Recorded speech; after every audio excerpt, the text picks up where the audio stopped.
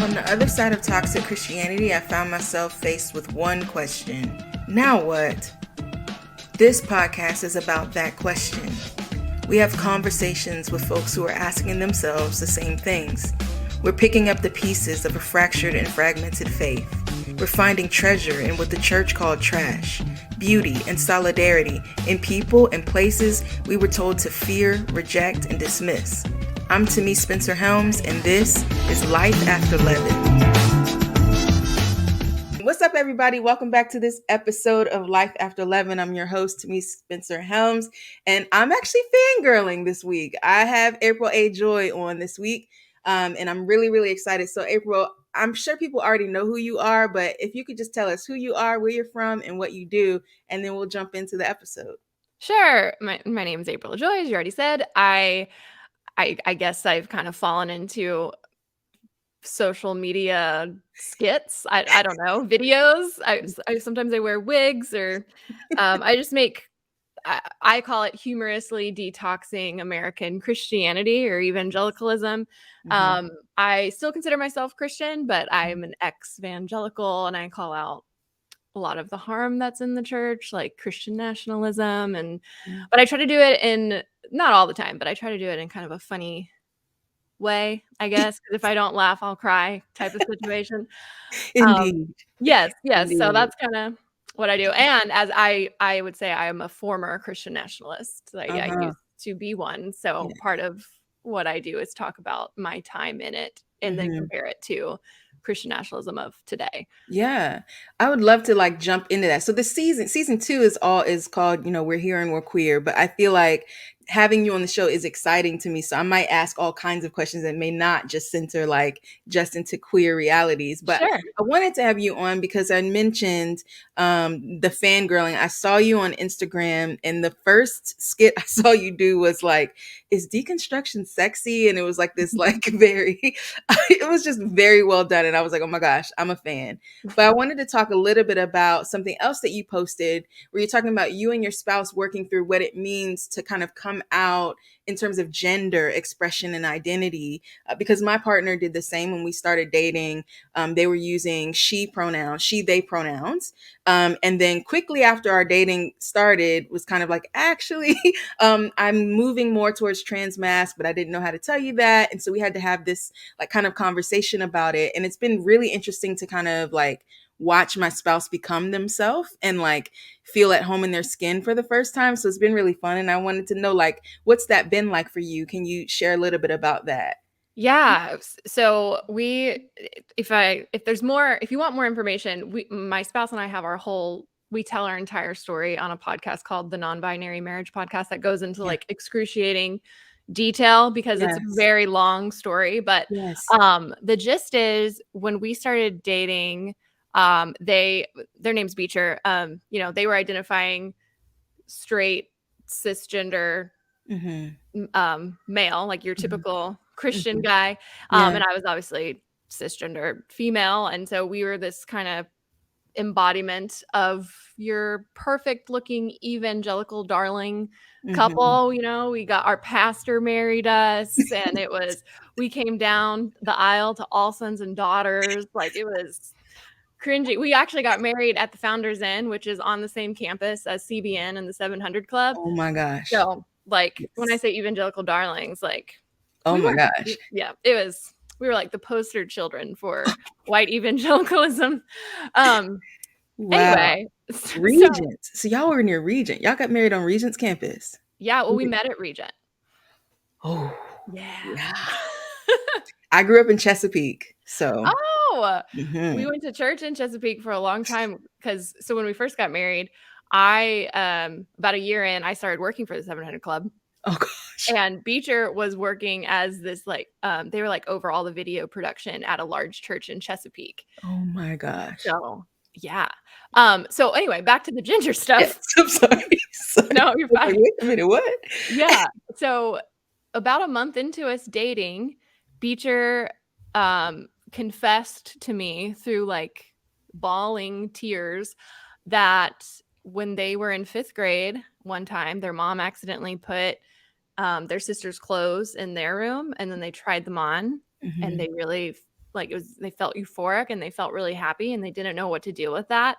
Wow. And they completely shut it down. Like, I think somewhere during this season, they had also seen some Dr. Phil episode that their mom was watching about like a transition gone like horribly wrong, Oh my God. which just like scarred them forever because they had no concept of what transgender was. Because even Right. I probably grew up a little more sheltered when it came to, like, my parents were a little more strict than Beecher's parents, but even still, like, they were never around any queer people, Wow. definitely no trans people. Like, if someone came out in their family, they just disappeared, like they never Mhm. saw them again. Yeah.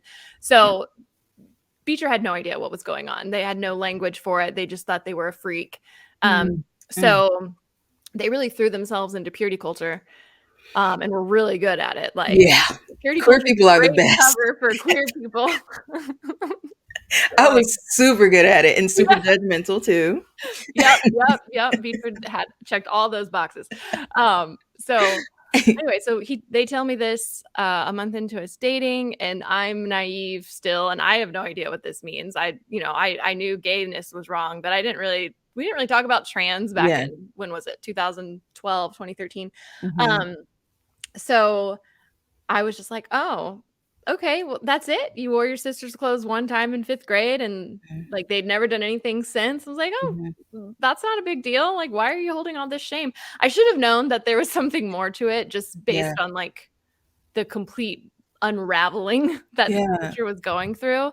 But we had no concept for it. So anyway, long story short, we start dating, and then we get engaged.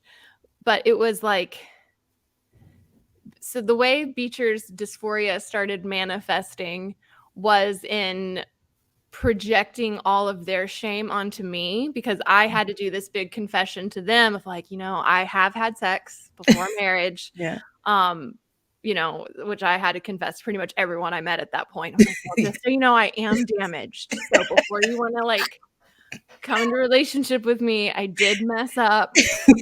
Um, so I've got flower petals out there yep, somewhere. Oh yep. my My God. my rose is scattered. Um, yeah. So anyway, so Beecher was projecting all of that onto me. We had a very unhealthy relationship for a long time. It's really a Mhm. miracle that we even Mm. made it.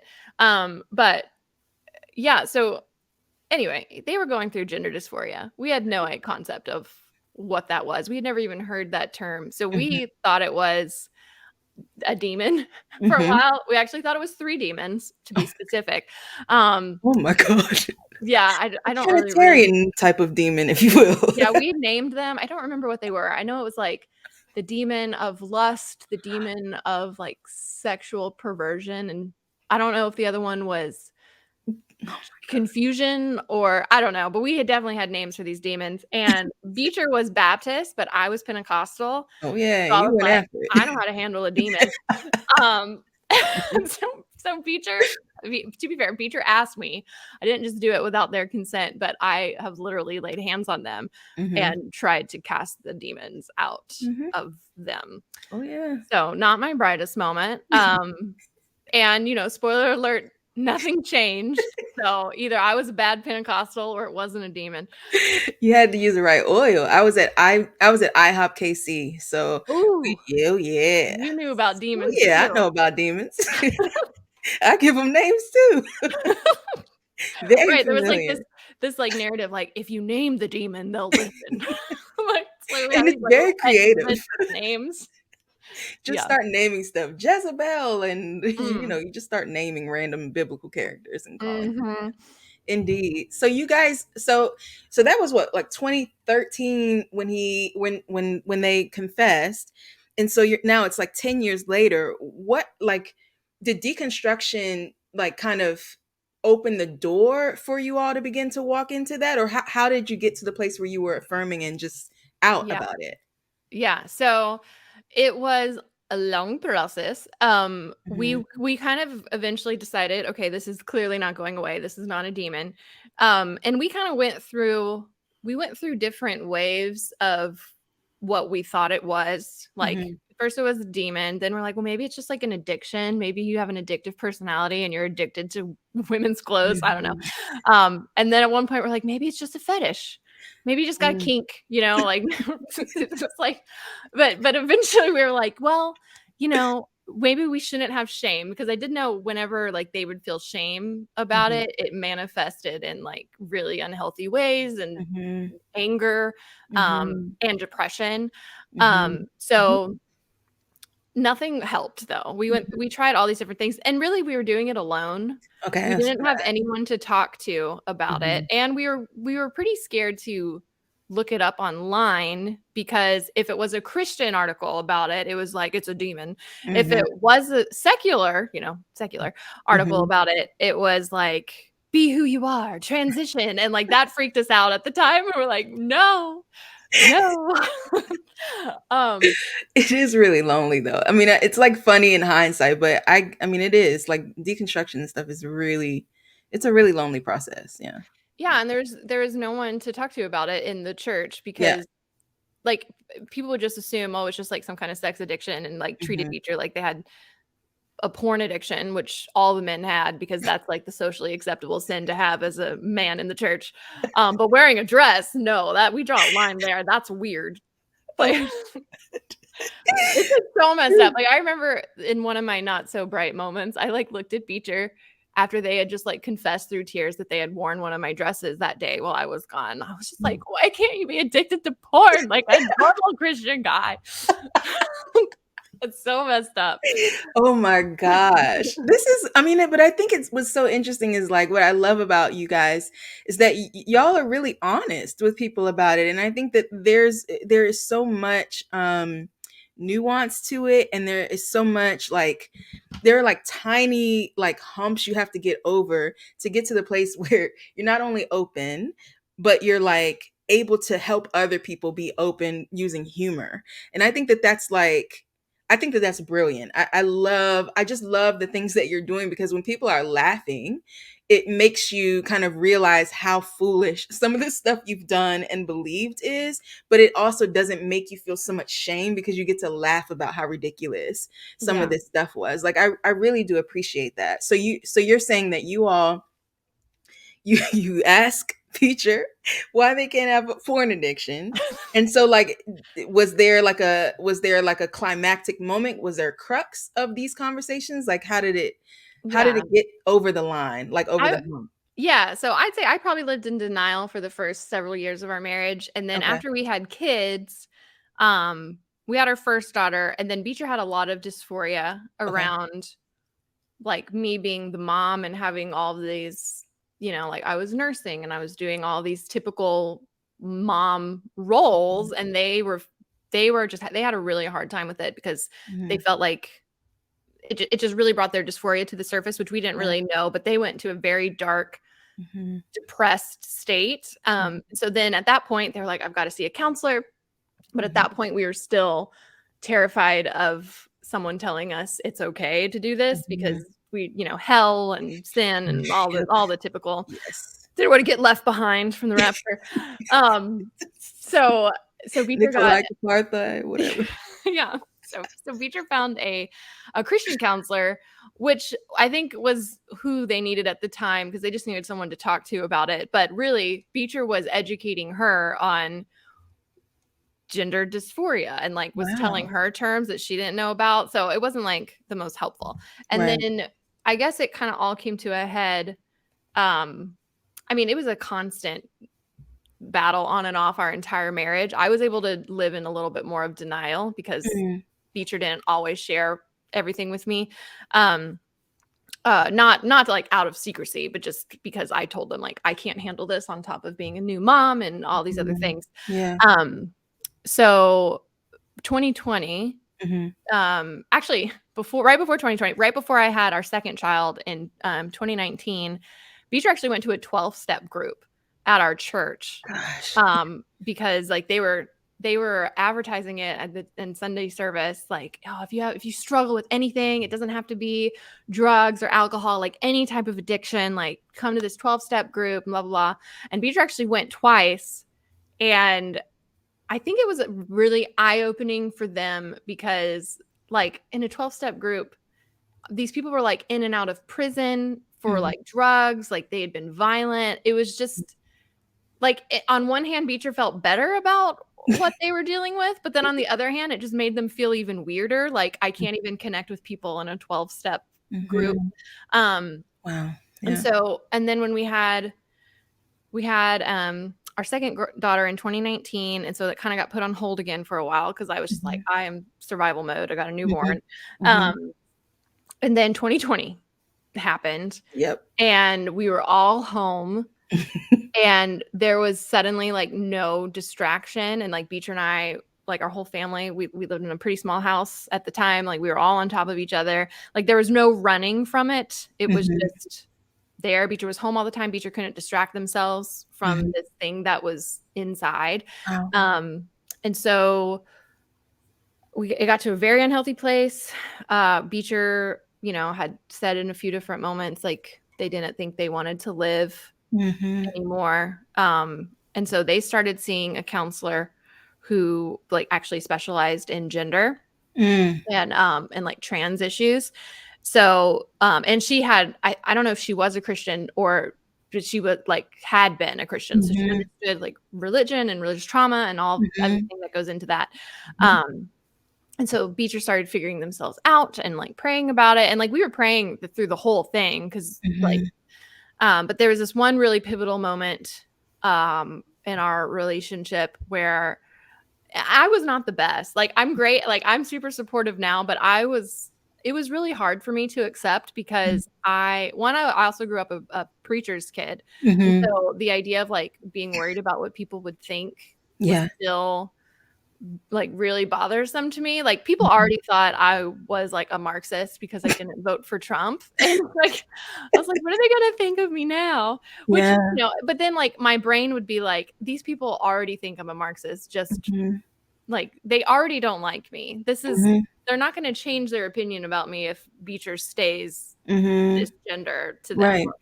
Um, Mm. so but Beecher had this moment where they were just bawling and kind of said in so many words, like, they didn't want to wake up the Mm. next morning, and it just kinda like a light bulb went off in my Mhm. head, and so I grabbed Beecher's hand, and I took him into our closet, and I, like, kinda put one of my dresses on them, and I just looked at them, and I was like, "I would rather you be alive in a dress than Mhm. dead in men's clothes."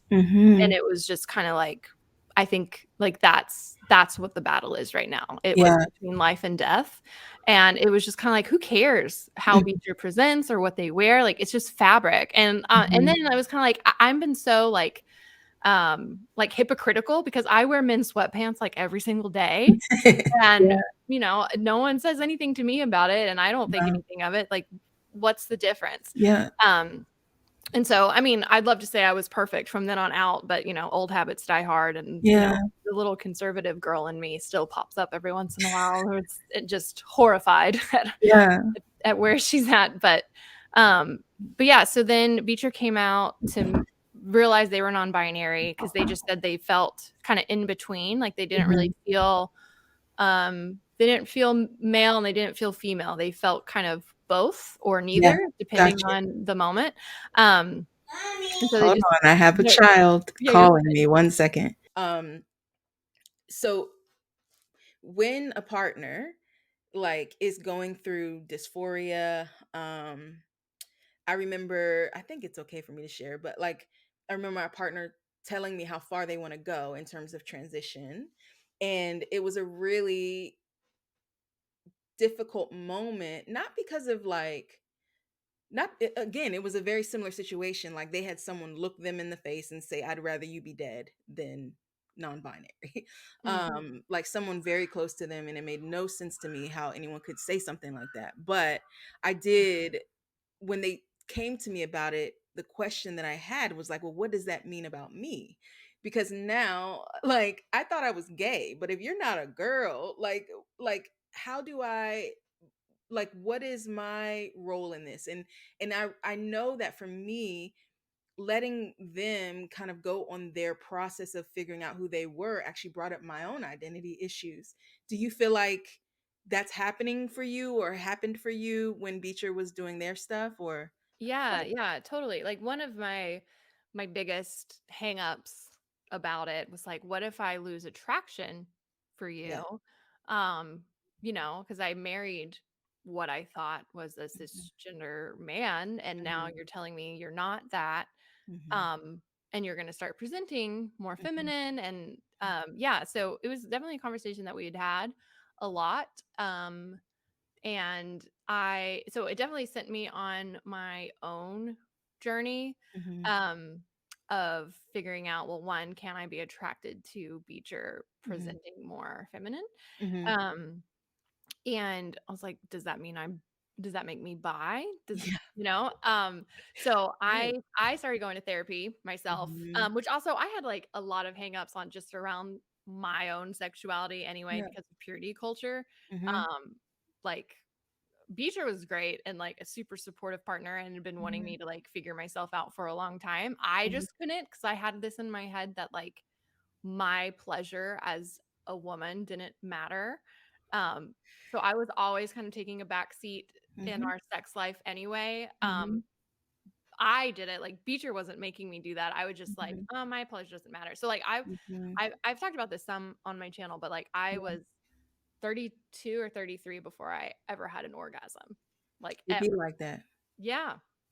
And I thought there was something wrong with me, or I thought this was God punishing me because I had had sex before marriage. That was just Yeah. like not in the cards for me.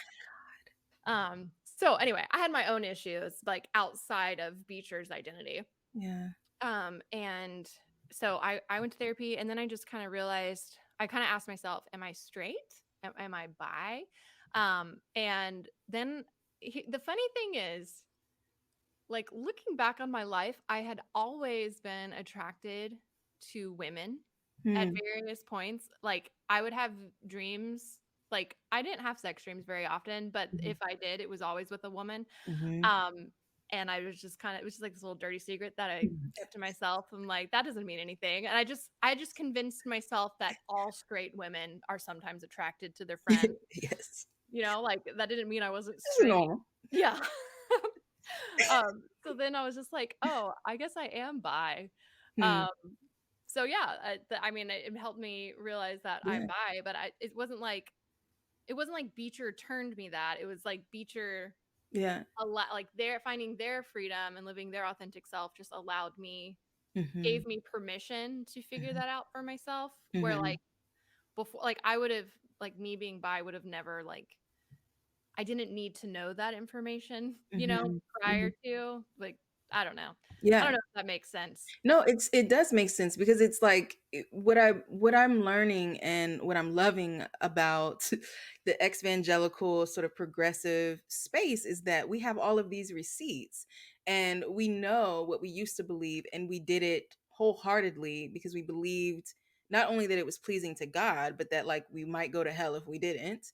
And so now that people are starting to become free, it's almost like the person that we actually are is kind of like bursting Christianity at the seams. Like there is no Christianity as a container the way we it was presented to us.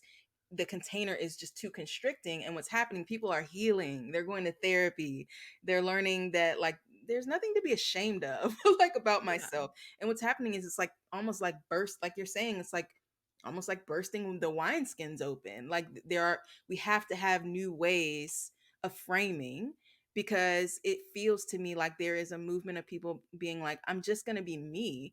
And it's so funny, like thinking even about attraction, like, you know, sexuality, because I'm in the similar boat of like, when my partner started to talk to me about transitioning, it was kind of like, well, I'm in love with you. So like I don't know. I think so we had this joke kind of when we were dating that like if you were a kangaroo, that would be my orientation. Like mm, it's you, right? So it doesn't matter necessarily how they present. And as it's actually it's the sexiest thing is when someone is actually in their skin anyway. So yeah, it's been really kind of a beautiful thing to like even push off the expectations of people that would say like you have to figure out like what are you and how do you identify, because that could change it, the way that I talk about it could change. For me, like I just recently have been more public about being non-binary, but I'm saying that I'm a non-binary black woman because to mm, me being a Black woman in America is ontologically a thing. It is there's like a legacy and a history and a richness to Black womanhood that I'm like not going to part with, although I don't feel like I myself am a girl. Mhm. And so I feel like there's so much freedom for us to kind of like figure things out. I'm curious though, because some of the stuff that you're saying, I'm like, yo, like evangelicalism is really, it's really harmful. Yeah. Like it's like hearing you talk and I'm like, gosh, we believe some really horrific things about Yeah. God, actually. So how do you feel like you, what happened for you in terms of your faith? Like, where did you get to the place? So you said you didn't vote for Trump, but you were a Christian nationalist. Can you tell me like how did you exit? Like Yeah. what Yeah. happened? Okay, so how did I exit? Well, Trump was a big part of that exit because I mean, I was a pretty diehard Republican, Hmm. um, equating Christianity with voting red Yeah. many times, as like most white evangelicals, I feel like do. Yeah. Um, Yeah. but yeah, so flip side, like outside of Beecher in 2015, so about a year before the election, Hmm. one of my brothers came out to me as gay. Hmm. And so that kind of, I was kind of like deconstructing sexuality because of my brother and gender because of Hmm. Beecher kind of Hmm. simultaneously at the same time. Wow. Um, but I don't really know how to explain it. It was like a 10-year process Hmm. from getting out. And I think the first thing that opened my eyes. So I think when you're a Christian nationalist, my faith was so interconnected with my political ideology, like they Hmm. were one and the same. So Hmm. that so in 2011, my dad died of cancer. Hmm. We believed he was going to be healed because we were Pentecostal. Hmm. So and then when he passed away, it was just kind of like, oh, well, clearly just Hmm. having enough faith doesn't mean God's going to answer your prayer. That's wrong. I was taught that. I believe that. That is clearly wrong Hmm. because that didn't happen for me. Hmm. So I started deconstructing Pentecostalism and like being Hmm. charismatic first, Hmm. and like faith healing and all of that stuff. Hmm. And so, but because it was so interconnected, it was like little chinks of everything kind of started to unravel, like little by little over several Yep. years. Hmm. Um, and yeah, I wish I could point to like one big Hmm. moment, but I think one, it took me a while to even realize that I had been a Christian nationalist. And I think Hmm. I started understanding Christian nationalism. Like I knew Christian Trump supporters were definitely Christian nationalists. Like there's Hmm. no world in which Trump is God's chosen and you're not a Christian nationalist. But Only in America. I know, but then I had this epiphany while I was watching the live news on January 6th, Hmm. and you see people like beating a cop and they had like a Blue Lives Matter flag behind them. I was like, make that make sense. Um, Hmm. and then so many Jesus signs and flags and like even like the prayer rally that they had like leading up to January 6th. And like I just the language that they were saying was so familiar. Like I was just like, oh shoot, Hmm. I was a freaking Christian nationalist. And it was like this moment like if my life had played out differently, could I have been there? And then it was even more alarming because I don't know if you know the Texas realtor that got arrested. She had tweeted that there was no way she would go to prison because she was white. She did go to prison. Granted, it was only for like 60 days, but still. Anyway, she went to my dad's church. Wow. And then Beecher actually knew, do you remember Zip Tie Guy? Yeah. Oh my gosh. He went to Beecher's youth group in Georgia. And so it was kind of like this, like, Oh my okay, god. if you went to church in the South and you were white, your chances of knowing someone arrested in the insurrection like really shoot up. Because we knew two people, both from church, both in the South. I'm Wow. like, oh shoot, okay. Well, that could have it was like this eerie, like, ew, like I am so close to that. Mhm. Even though I didn't storm the Capitol, it was Mhm. just kind of like, well, I could have. Like if Mhm. my circumstances had been different and I Mhm. didn't wake up earlier and start seeing the humanity in people that thought differently than me, Yeah. that that could have been me, and that was a very, like, eye-opening, scary, and humbling Yeah. realization. Yeah, it's interesting to me too because I know I'm like keeping you, but it's interesting to me because I think I knew people who was there, and that's sad. There was a girl, I can't remember her name. Probably shouldn't say her name. She was being interviewed on the news, and I was like, oh my gosh, that girl was on my prayer team. Like Oh, no. we used to meet, so we had these like side rooms in the prayer room where I Mm, was when I was in Kansas City. And this girl and I used to get up in the morning and like pray together for revival.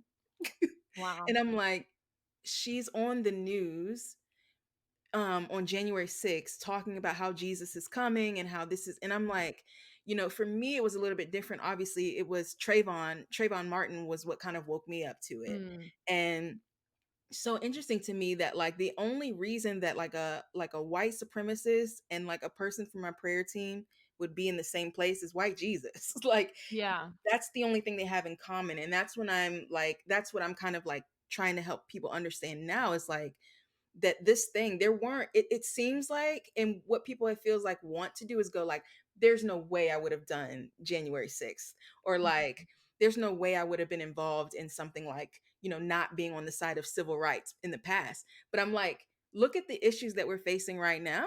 These are civil rights issues. And so you would have done then what you're doing right now. Like, how are right. you engaging these issues now? So it feels to me like there is very much a moment where people are going, wait, like I signed up for Jesus, but I didn't sign up for this. And Mhm, people are kind of their own volition, like you're saying, like, in what world is Donald Trump God's candidate? And I feel really kind of grateful for folks who are like, wait a minute, mhm, one of these things is not like the other, and getting it on their own. And then going so far as to go on healing journeys, go to therapy, and then begin to talk about it and share their receipts. Because I feel like there are so many people who are stuck in a really toxic belief system and yeah, don't know how to get out. And I feel like what I'm loving that you're doing, folks like Tim, like what you guys are doing is really helping people kind of see the fallacy there, that I think a lot of times people of color are just have been so like buried underneath so much toxic theology that those voices don't really break through right away. And so mm, what you all are doing is really opening the door for people to begin to learn from other people and hear from other people and see other perspectives. And I'm just like super super grateful for you, super grateful for your humor. If you could talk about like kind of where you all are at now, like you're out, you've got a platform, you're helping people understand these things. How would you describe like your marriage today? yeah. I think that's, like, one of the more surprising things is, when you're really in evangelicalism, you kinda have this, like, worst case scenario idea in your head, like, "Oh, if I come out, then this is gonna happen. This is gonna ruin our marriage. We're gonna lose community. We're gonna lose everything." And, to be fair, like, Beecher lost their job when they came out. They were at a Christian college. We pretty much lost our church Mhm. community. Like, they were they would want to get, like, the one final coffee The coffee where date. Oh right, yeah. the coffee date where they hurt our heart, but really they were like, "But what about sin? Like, what about it?" Um, Golly. which is really interesting. Just this is a sidebar, but it's funny to me. Anytime we talk to, like, a evangelical pastor, like Yeah. our pastor or, like, Beecher's boss, who was also, like, a pastor for a long time, the thing that they would come to, like, Beecher'd be like, I feel like the fruit of what's happening speaks so much. Like, I'm happy, I'm at peace, our marriage has never been better."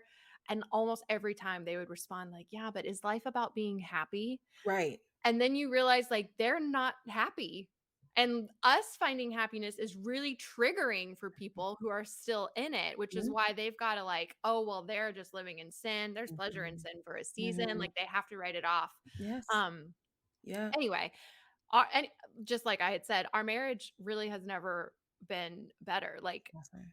we just before even even before Beecher came out, like, we tried to fit gender roles that Mhm. society and, like, the church had put on us. Mhm. Um, like, I felt like as the wife, it was my job to do most of the cooking and the cleaning, and, Mhm. Mhm. even though, like, I worked full time when we first got married, I still was like, "Oh, well, I'm have to be the domestic one."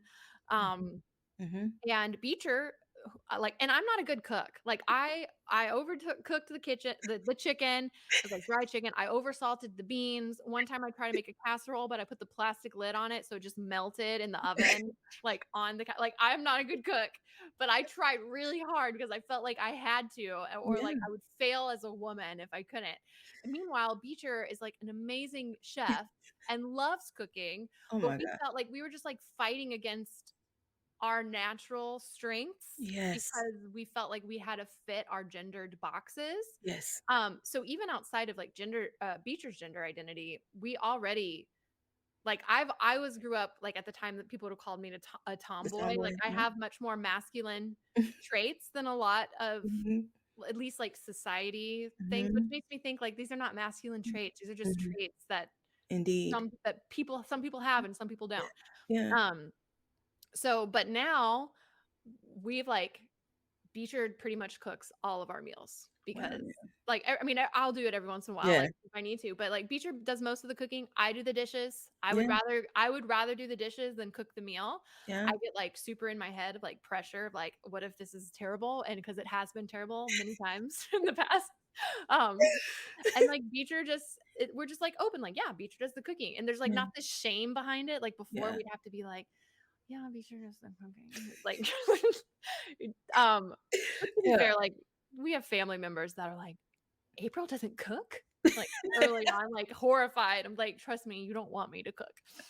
It's so interesting how I mean, I can't imagine. I have deep respect for you because I'm like I grew up in a black family, so there was a relative amount of like common sense for some stuff, but Mhm. like to be that deep in it, it's probably very hard to walk away because you're walking away from a lot. I'm watching my partner was homeschooled, large family, like Mm, um the explosiveness of just saying I'm non-binary, I'm still me, I'm just non-binary, and the way that their family just blew up. mm, um there is an amount of deep respect I have for folks who are like, just let it blow up. Then like I'd rather be happy and free than yeah. like bound to this. So I appreciate you and like totally gonna gas you up from here on out. I'd share all of your stuff. My final questions that I ask everybody are, what are you bringing from the rubble? So if there was something worth keeping from what you had before, what is that thing? Then Mhm. like, what are you binging? Like a show, a Sure. TV, or whatever. And then what are some words we can live by? And so you can do that in any order. Okay. What am I keeping from the rubble? I would say Jesus, but, like, not the white one, like, the actual, like, classic brown Jesus that was Middle Eastern and Classic Jewish and Jesus. yeah. Because OG Jesus.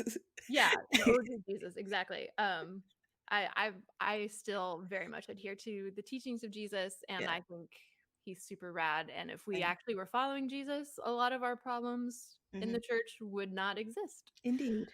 Um, so that's what I'm keeping. What am I binging? Um, I would say the best show that I've seen recently was Silo on Okay. You're the Apple second TV. person that has said that show, actually. Yeah, it was sci-fi, but it was, like, really like, it was the first show in probably a year or so that, like, I couldn't wait to watch the Yeah. next episode because there's Yeah. cliffhangers, and it was really good. Currently, though, I've already finished that, but currently I'm watching Dave. Have you seen Dave. Dave on it's an FX show, but it's on Hulu, but it's about Lil Dicky, who's a No. white rapper, like, Oh my god. he's a real white Yeah. rapper, but And the he's show dope too.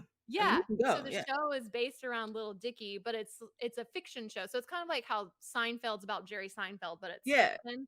That's what Dave is. Oh, It's wow. Okay. super funny, and but it's like Wow. it also dives into, like, rap culture and, like, it does a lot of fun stuff with, like, racial commentary, but, Yeah. like, in a heavy, Yeah. fun way also Mhm. at the same time, Yeah. but I really it's really this season's really funny. Okay. Cool. So, yeah. Awesome. What's some words we can live by? Oh gosh. God, what are some words we can live by? I feel like when I was evangelical, I would have had like so many, like just give it to God. Um, It could literally be smoke weed every day, like I- whatever. okay, cool. I would just say like live your truth Yeah, and love your neighbor.